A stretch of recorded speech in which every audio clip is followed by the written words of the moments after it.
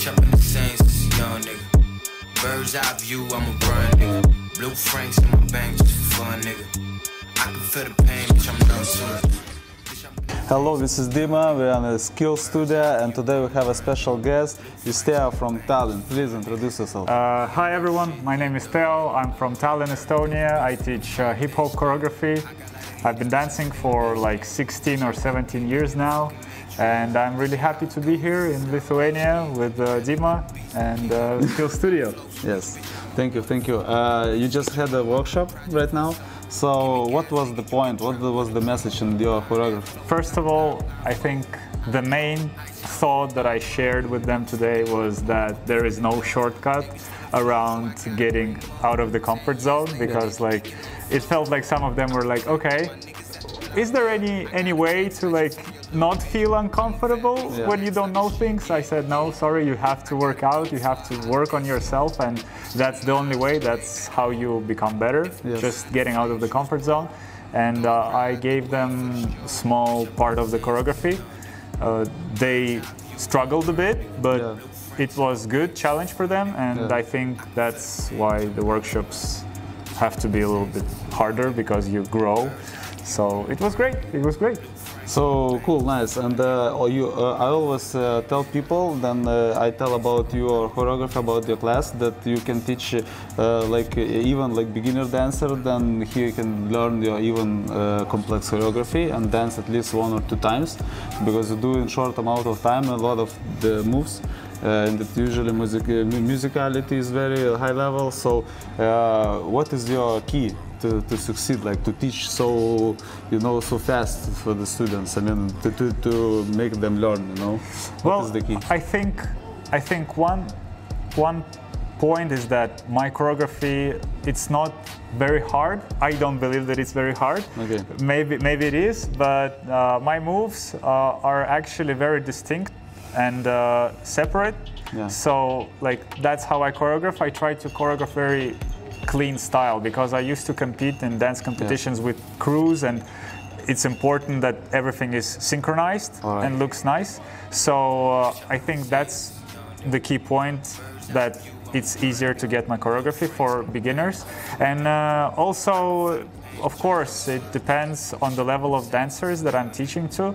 If they are beginners, I will take more time just to explain the move. I don't like to, you know, rush in and teach 1/8 count straight away. I'll go part by part. I will explain, okay, these moves go like this, so let's try just hands, or like this. Okay, you see the elbow is moving here, it's not like anywhere here. And once they like come down, they realize that I'm not rushing them anywhere, they relax and they start to learn. Okay, cool. Sounds like a really efficiency, you know, like it's all about efficiency, right? Thank you. Yeah. So, the point is about the timing or about the lines in your choreography? I mean, what is the most important for you? You mean regarding the synchronization? Regarding the synchronization, right? I mean, it's both. You can't have one without another. Of course, lines are important, and timing is important, because timing and music are like interconnected, and you can't, you know, have one part of the crew dancing on that part and then like, you know, the other one hitting it like half a count later. It's obvious that you have to be on point. But mostly, like as I said, first I focus and explain how the move goes, and then okay, we start like making it many times on a count or on a sound, and I try to make my choreography not only to the counts but to the specific sound. I try to fit the feeling of a movement to the sound. Is it like deep, something like boo, or it's like boo, you know, and stuff like that. So then I think it's easier for them to understand, and it's more efficient. So, okay, as I remember, we know each other like more than maybe 10, 11, maybe 12 years already. Maybe. I think 14 already. 14? All right. Hold on, 2008. Yeah, 2008. Yeah, 14 years. Yeah. So, and what was changed in these years? I mean, in your way, then you take care about your body, about the way you think about the dance. What changed in 14 years? Because you, this time you was already crazy dancer. It's a good question, because like everything changed. Everything changed. Well, Okay, top three. top three things. All right. Well, personally, for me, I'm not saying that it's supposed to be for everyone like that. Since I started my dance career straight from choreographing and not from the basics, so like within those 14 years I actually realized how important are the basics, and I focused on, you know, grooves and stuff like that. Second thing, stretching. Yes. I've never stretched before. Like I started doing it like maybe like, I don't know, few years ago actually. Sorry to say that, but this was a game changer, because like when you're young and you practice and you like work out all the time, you feel stiff, you feel sore, but like at the same time you're like, it's fine, you know, and nothing happens. But then within years it kind of gathers up, and then bam, you have some kind of injury, and then you realize, oh, actually, like how important is the stretch, and if I did that for the whole time, maybe I would be like healthy right now. Yeah, avoid that. So stretch, and the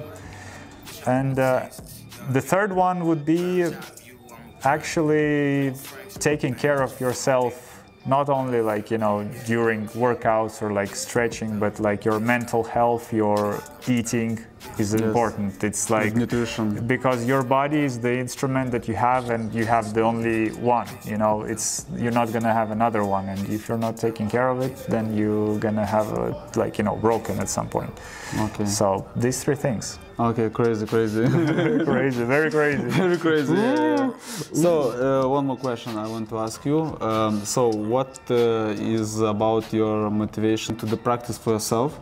Well, since I have my like crew that I teach to, they motivate me to create choreography. Like after dancing for like so many years, at some point you might get tired, you know. You're like, okay, well, I've created a lot of choreographies, I've seen a lot of videos, like, you know, it's hard to get impressed and like, you know, motivated.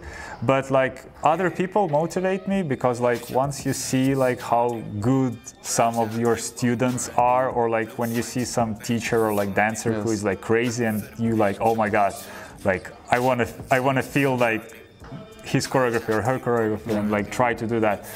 Yeah, like other people, and like for me personally, it's quite funny, but actually when I look at my old videos and I'm like, damn, I actually like that particular move, like the whole choreography is shit, but that move was actually all right, and I'm like, oh, like I could create something similar, you know, like try to modify it, you know, use your own like new skills and like try to implement that. Yeah, like it's like a lot of different things, but mostly like people, and just like looking at other dancers and imagining like, oh my god, like this is like great energy, I want to try something like that. So what would be your advice for beginner dancer, and advice for dancer who's stuck?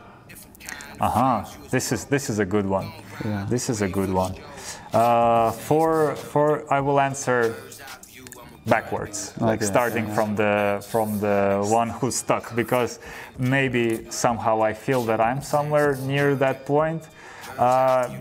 As I said actually during the class, if you feel stuck, you don't have to push yourself like further.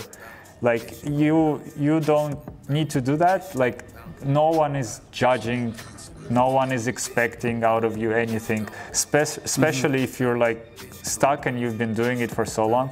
Like, okay, dancing is not going to disappear, you know, it's not going to disappear.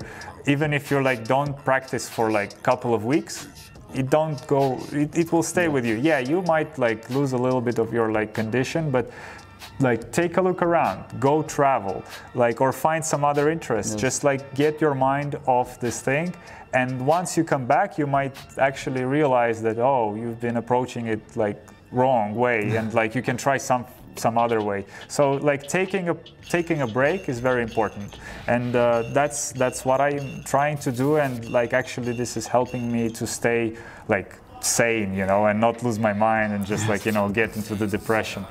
And what I would tell the beginning dancer, well, as I said, like, don't try to find a shortcut, and prepare yourself to just throw yourself into anything dancing related. Don't be scared, just go. Like, if there is like select group on a workshop, go. Even if you haven't learned the choreography, try.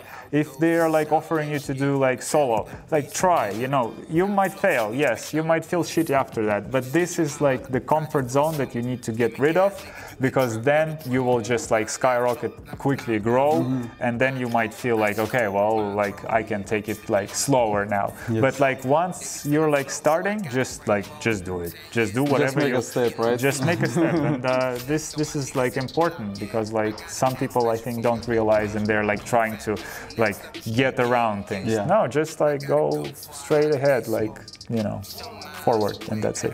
Okay, sounds amazing. Thank you for coming. It was a pleasure as usual. Thank you. To see you. Thank you. It's Thank you. like always pleasure to see you. Thank you. Thank Bye, you for guys. watching. Bye. Bird's eye view, I'm a grind, nigga.